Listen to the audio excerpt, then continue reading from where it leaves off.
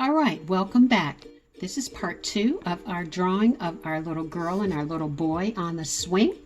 We are going to go step by step with our marker. Again, we're doing a 3 medium. We're doing markers, pencils, and paper to make it three-dimensional. We talked about the word symmetry, how we're drawing our individual children, and how we're using that concept to make it more correct. All right, let's start. I've started here beginning with my hair for the little boy. So just like we talked about in school, we are going to trace, and I'm going to give some indication of how I want his hair to be. I'm going to trace around. All right, on both sides. And his hair can be in any style that you would like. You create yours. All right, so here's my little boy, and I'm still going to use the concept of trying to go in one direction. It helps our drawing looks more purposeful. All right. I'm going to leave some highlights around the edge of white. And as I color this in,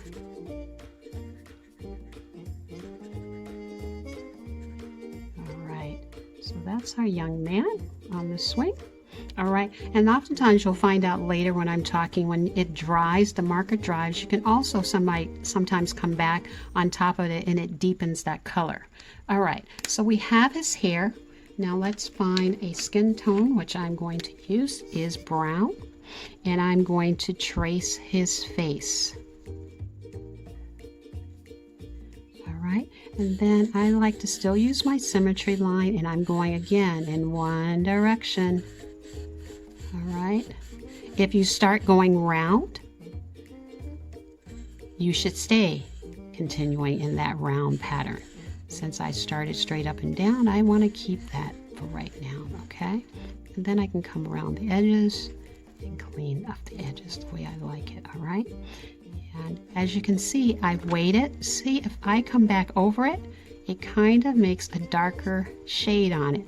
It's almost like the shadow part of it, and it goes deeper on top, so it looks like it has depth. All right, let's get his ears. Other ear. All right, now let's continue on. We might as well finish all of his skin. Now, sometimes what I do is I like to leave a little space between one surface and the other. So I'm going to leave a space underneath his neck and his chin, so it shows that those are two different surfaces of his body. Okay? All right, let's go to his arm. I'm going to trace again around his hand, and his hand I'm going to create a circle, and I'm going to fill again whatever pattern I started. I'm going to fill that. Then I'm going to continue around with the rest of his arm. Okay, come down to his elbow and across. Since I came down, I'm going to use a downward stroke on this one. All right, let's go to his other arm. Up around where his wrist would be, and I am going to again, if you can practice having more controlled strokes, it makes your work look more intent, has its true intent of where you want to put everything. Again, with his hand, I'm going to make it look as if it's more round. Okay, all right, so now that we have that part, where's another part of his body? We have him so he has no shoes. You can put shoes on it. That's fine. Make sure he has shoes, but I'm going to pretend that it's nice warm weather and he does not need shoes on right now. He's in his yard and enjoying his day. To his ankle. Then I'm going to determine if I like the shape of his foot. Again, I'm using geometric shapes to help me define that. And I'm going to fill in that direction. Okay, all right, let's go over here to this leg.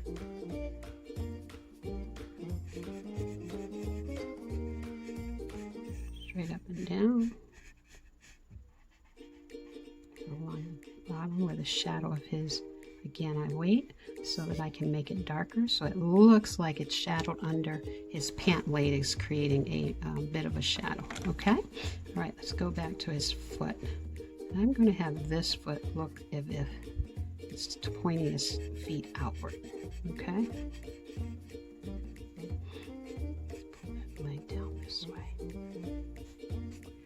All right, guys. All right, so we've got his legs and his feet, and I believe all of his skin part that we are talking about. Now, let's go to his shirt. Let's use an orange type shirt. I'm going to trace where I want that orange to be on his waist, and then I'm going to again pick my direction. I'll leave a little space there as if it looks like it's a seam. Let's go around it here, trace that too first so it's nice and clean.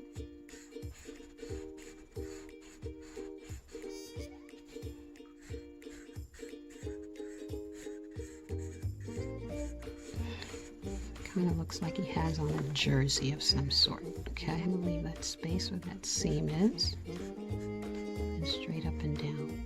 All right, I'm going to let that dry out a bit, and then we'll come back, and you'll see that if we come back, we can deepen that color without even changing markers. Okay, so let's go to our yellow, or his color.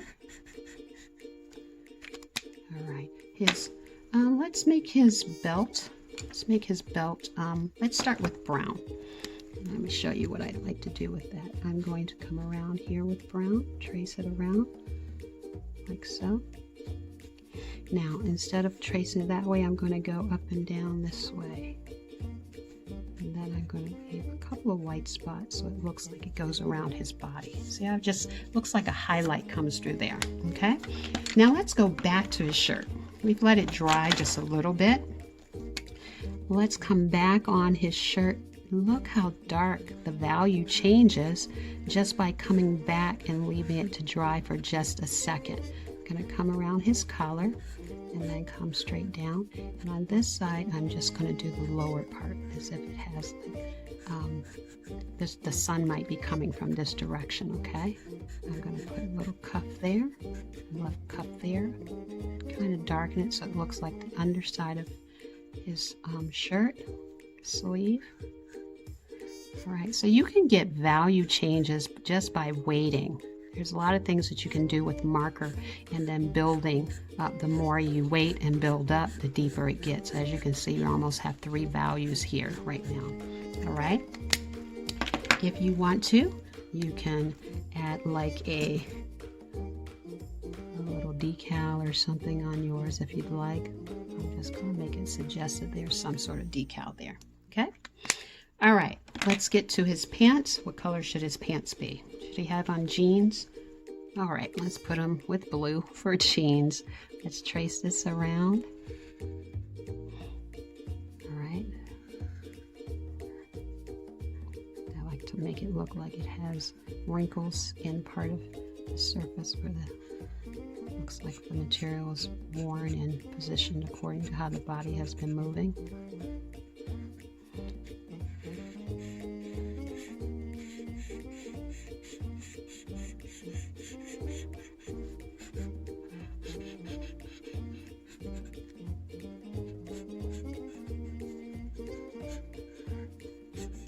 Let's go all the way around, and then we can go.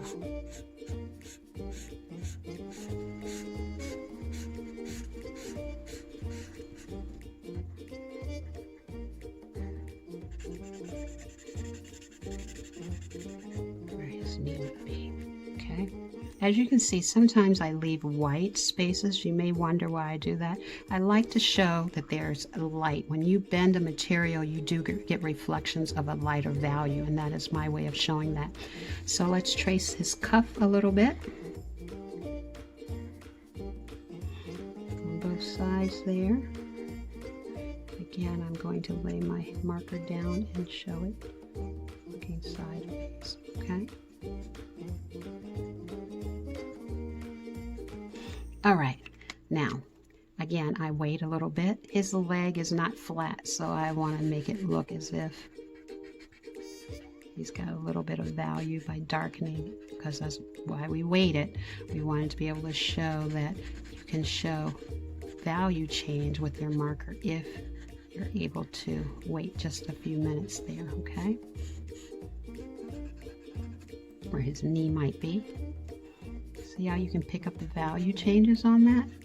All right, so we've got him pretty good there. We need to get on to the rope of the swing. So what I'm going to do is I'm going to just put in a little bit of orange. I'm going to come down as a base color and put some orange on both sides, suggesting the rope, okay? And I am going to go with my brown, and I'm going to show it in stippled shapes like this.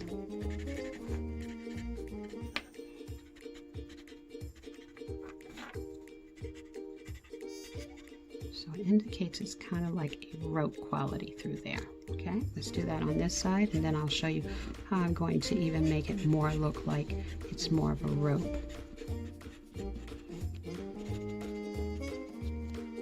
All right, we're going to turn it. We have to wait for it to dry a little bit more, but I'm going to add some curves on my rope. I'm going to come back with a little bit of black too.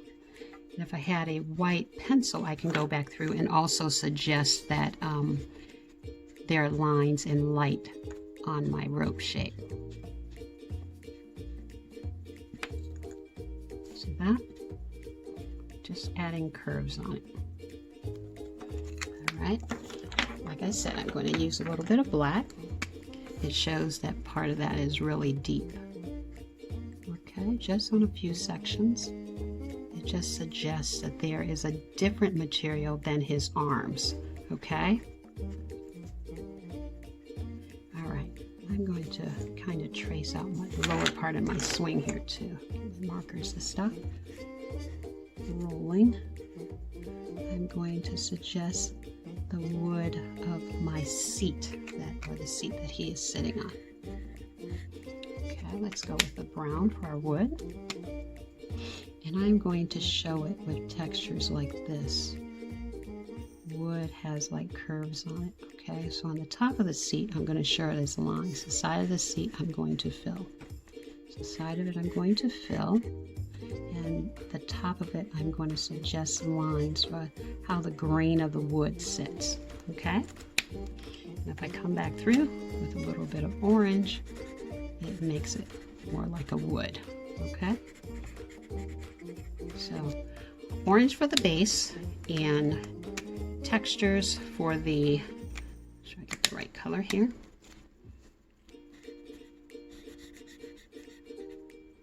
Okay, so it looks like it's the wood bench that or the wood seat that he's sitting on. I like to come back through with a pencil.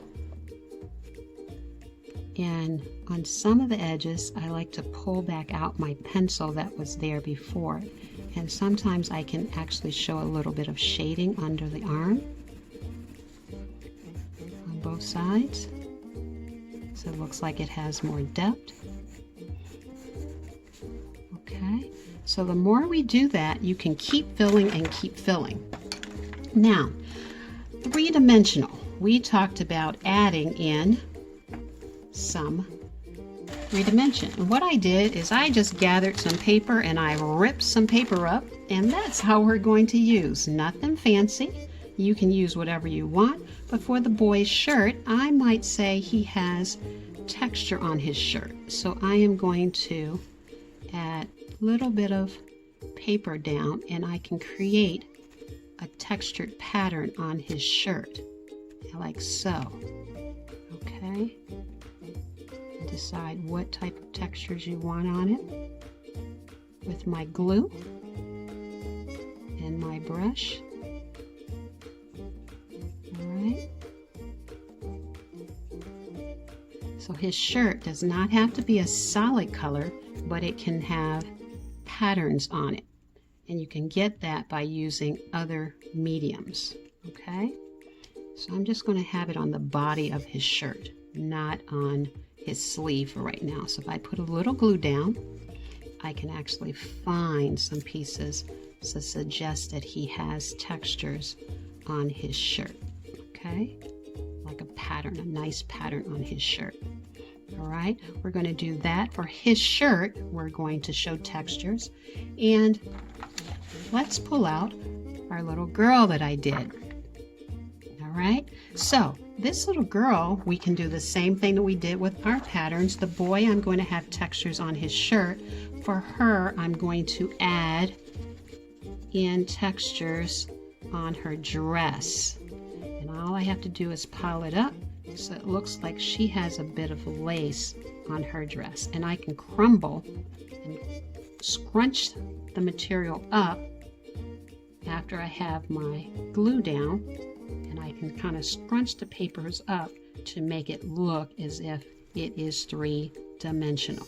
All right? So I'd like for you to enjoy yourself and have fun with this. I also put it on her hair and made her head kind of like a bow and a headband on her hair. The same way, all I'm doing is putting glue down and adding the texture material, which is our newspaper, across. So it looks like she has a headband. You can do flowers, you can do whatever you'd like, but I'm just scrunching it up and pressing it down. All right? And you can put as much glue to make it crumple the exact way that you'd like it. All right? As I lay this one across. All right, so I can create a three-dimensional lovely drawing of a little girl and a little boy. The shirt pattern could be on his pants. It could be wherever you'd like. So I hope you enjoyed working on this. And as my final piece was, enjoy decorating your little children and creating great three-dimensional multimedia design. I hope you guys have a great, awesome day. Bye-bye now.